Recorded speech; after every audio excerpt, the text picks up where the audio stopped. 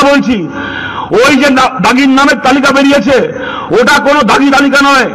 যে ছেলেমেয়েরা পয়সা দিয়ে চাকরি কিনতে বাধ্য হয়েছে তারা আসল দাগি নয়, যারা পয়সা নিয়ে চাকরি বিক্রি করেছে তারা আসল দাগি।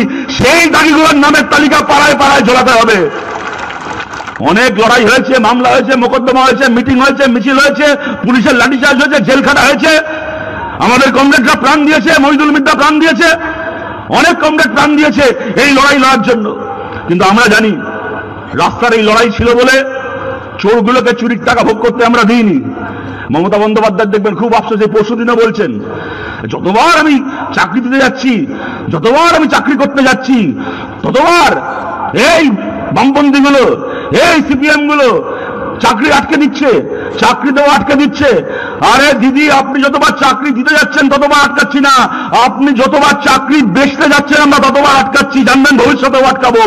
আপনি যদি টাকার জোরে, গুন্ডার জোরে, আড়াইশোর দয়ায় সামনের 100 বছর মুখ্যমন্ত্রী থাকেন, তাহলে জানবেন আপনি 100 বছর চাকরি বিক্রি করবেন, আর আমরা 100 বছর আপনার চাকরি বিক্রি আটকাবো, গলার ভেতর হাত ঢুকিয়ে চাকরি বিক্রির টাকাকে বার করে আনবো। আমরা লড়াইয়ে ছিলাম, আমরা লড়াই আছি, আমরা লড়াইয়ে থাকবো। কিন্তু আমরা বলছি এরকম ভাবে